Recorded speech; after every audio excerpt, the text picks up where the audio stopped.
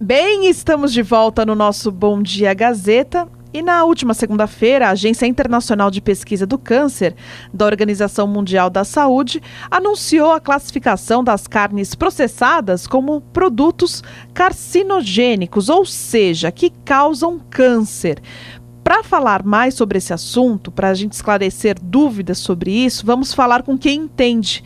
Eu chamo aqui o Dr. Cid Guzmão, que é oncologista do Hospital CEPAC e fundador do Centro de Combate ao Câncer. Dr. Cid, bom dia, seja bem-vindo ao nosso programa. Bom dia, Renata. Doutor, essa notícia na última segunda-feira, né, causou, assim, muita gente falando nas redes sociais. Agora não se pode comer mais salsicha, bacon. Nunca pôde, na verdade, né, doutor? A gente sempre ouve falar que são esses produtos processados, são bastante perigosos. Mas o que tem de verdade em tudo isso que está sendo falado? Bom, a agência é um órgão da Organização Mundial de Saúde que ela avalia as relações das substâncias com o aparecimento, com o desenvolvimento de câncer, substâncias químicas e alimentos, tá? O estudo que foi apresentado, que ele foi divulgado, é um estudo que acompanhou na realidade é uma compilação de estudos, eram mais de 80 estudos diferentes, conduzidos em todos os continentes, na Europa, nos Estados Unidos, na América do Sul, no Japão, que acompanhou durante mais de 20 anos pacientes, pessoas, tá, e os seus hábitos alimentares, e comparando esses hábitos alimentares e o consumo da quantidade desse tipo de comida com o aparecimento de câncer ao longo dos anos na população. E o que mostrou a análise final é que para as carnes processadas, que são aquelas carnes que sofrem algum processo de modificação, seja para aumentar o sabor, seja para aumentar o período de conservação, então, por exemplo, presunto, bacon, linguiça, carnes defumadas, todos isso são considerados carnes processadas, tá? O consumo desse tipo de carne, mais de 50 gramas por dia, na prática isso significa mais ou menos 3 fatias de presunto, 2 fatias de bacon por dia, aumentou em cerca de 18% o risco do desenvolvimento, do aparecimento de um câncer coloretal, um câncer de intestino. Tá? Isso a gente já sabe que esse tipo, como você falou, de alimentação, obviamente que ela não é saudável, tá? O estudo apenas confirmou isso, tá? Entendi. Agora, doutor, a carne, ela pode ser considerada a única causa do câncer coloretal? Não, então, isso é importante que você falou, colocar em perspectiva. O que significa na prática isso para a população, tá? Não é que você não possa comer bacon nunca, você não possa comer presunto nunca, tá? Você apenas deve fazer comer menos quantidade, porções menores e não comer todo dia, senão seu risco do desenvolvimento de câncer vai aumentar. Esse risco não é grande, mas ele existe, tá? Então, apenas é que você deve ter uma alimentação mais saudável e evitar, por exemplo, a minha dieta básica é comer hambúrguer todo dia com bacon e queijo derretido. Nossa. Obviamente, isso não é saudável. Com certeza. Doutor, o Bruno Capozzi está aqui na nossa mesa. Também tem uma pergunta. Tá bom. Bom dia a todos, bom dia ouvintes, bom dia doutor. Bom, eu gostaria de saber porque o estudo também diz respeito à carne vermelha como um todo, né? Sem necessariamente ser processada. Dizendo que é um risco que não é tão certo, né, quanto o risco da carne processada, mas é um risco aí possível comer muita carne vermelha para ter mais propensão ao desenvolvimento do câncer no intestino. Aí eu queria saber até que ponto isso é verdade e também como balancear, porque a carne é uma fonte importante de proteínas e de outros aí nutrientes, né, doutor? Então, a agência, ela classifica os alimentos ou as substâncias passíveis de causar câncer no ser humano em 4 grupos, tá?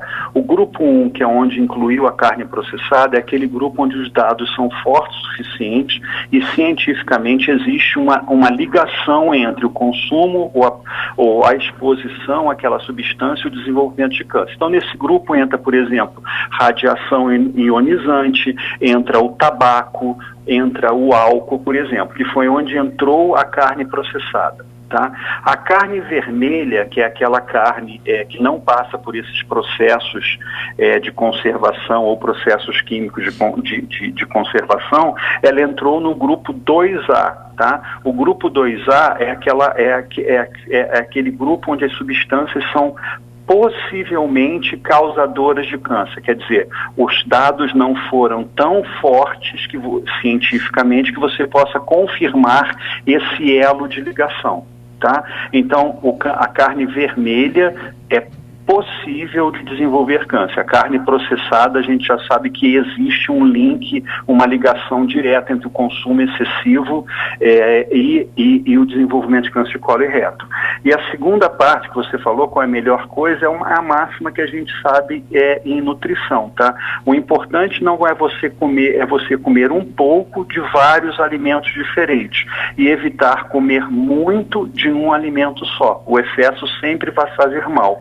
Do ponto de vista prático no dia a dia da pessoa, é bastante simples, é como a recomendação do Instituto Nacional do Câncer dos Estados Unidos e do Instituto Nacional do Câncer, o INCA, no Brasil. Tá?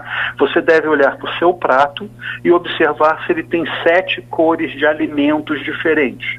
Se você tiver no seu prato 7 cores de alimentos diferentes, isso diz para você na prática que você está com uma dieta balanceada, que com certeza vai conter cereal, vai conter legumes, vai conter verduras, vai conter algum tipo de proteína. Tá? Então é uma coisa simples.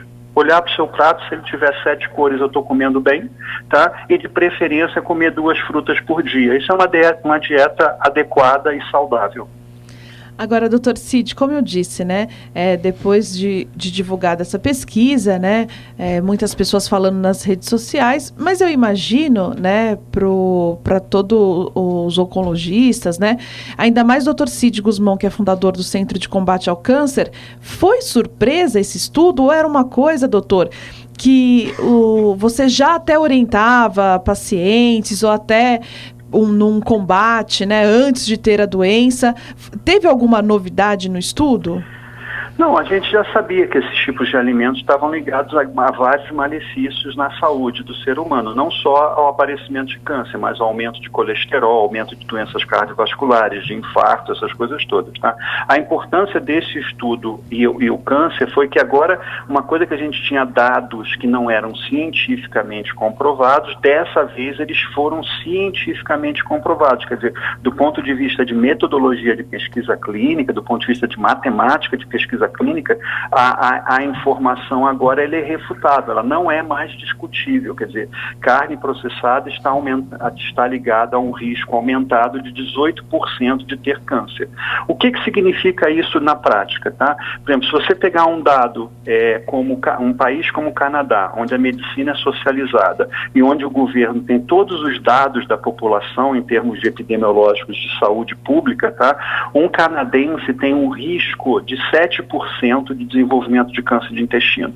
Tá? Esse é o risco do homem canadense. Tá? Quer dizer, entre 100 canadenses, 7 vão desenvolver câncer de intestino. Se a carne processada aumenta esse risco em 18%, isso quer dizer que o risco do canadense saiu de 7% de desenvolver câncer de intestino ao longo da vida para cerca mais ou menos de 8,3% de chance de ter câncer de intestino. Quer dizer, essa magnitude existe, mas ela não é tão grande. Por exemplo, ela é muito inferior ao cigarro. Tá? O tabaco aumenta 25 vezes a chance da pessoa ter câncer de pulmão. Isso quer dizer que o tabaco aumenta a chance de risco de câncer de pulmão em 2.500 vezes. Tá? A importância desses dados de carne processada é uma importância muito maior do ponto de vista de política governamental. Quer dizer, como o país vai, por exemplo, definir as suas estratégias dietéticas para o país, como vai ser composta a merenda escolar, qual campanha de saúde pública ela vai fazer. Existe um impacto no indivíduo, mas o impacto muito maior é na possibilidade de você mudar políticas governamentais. Doutor, eu acho que o recado que a gente tem que deixar aqui, né, como você falou desde o início da nossa entrevista, não é que as pessoas devem parar de comer a carne, né, mas sim ter aquela, tem até uma quantidade, né, doutor, que é considerada segura, né, para estar consumindo durante a semana, né? O estudo e a agência não tem o papel dela dizer quanto você deve comer de carne ou quanto você pode comer de carne, tá? Vamos voltar à carne vermelha, a carne não processada, que é aquela carne que você faz cozida, da alimentação normal, tá? Aquela carne que você não defuma, aquela carne que não é passada por processo químico, tipo para fazer uma linguiça ou um embutido, ou aquela carne que você não leva numa churrasqueira, onde você, além de ter alta temperatura, você defuma, tá? Então, a carne normal, que não está no grupo 1, a carne vermelha, ela está no grupo 2, ela tem milhões de nutrientes, vitaminas, que são importantes para a gente. Quer dizer, a falta de proteína, a falta de ingesta de proteína animal não é saudável, a gente deve comer proteína animal, tá? O importante na carne vermelha é a quantidade que você come, tá? Eu não preciso comer carne vermelha todo dia, tá? Então é menos quantidade, espaços maiores. E quanto à carne processada, eu gosto de comer um bacon de vez em quando, eu gosto de comer a minha linguiça. Maravilha, na vida a gente tem que ter prazer também, mas não coma bacon todo dia, não coma linguiça todo dia. Deixa para comer isso uma linguiça, 2 no seu churrasco de final de semana. Deixa para comer um hambúrguer quando você sair à noite e for ao cinema no final de semana. Não precisa comer hambúrguer todo dia. Essa que é a mensagem principal que o estudo deixa. Doutor Cid, muito obrigada pelos seus esclarecimentos. A gente sabe que o tempo de médico é sempre muito apertado. Eu queria agradecer a sua presença aqui no nosso Bom Dia Gazeta e deixar um espaço, para deixar um recado aqui para os nossos ouvintes, algo que não foi perguntado, que o senhor queira deixar aqui. Parem de fumar. Quem não começou, não tente começar. Quem estiver fumando, pare. Tá? Essa talvez seja a maior medida de campanha de saúde pública que a gente possa fazer, não fumar, tá? E na parte de alimentação, tente ter uma dieta balanceada, isso simples que eu lhe falei, olhe o seu prato, ele tem que ter cor.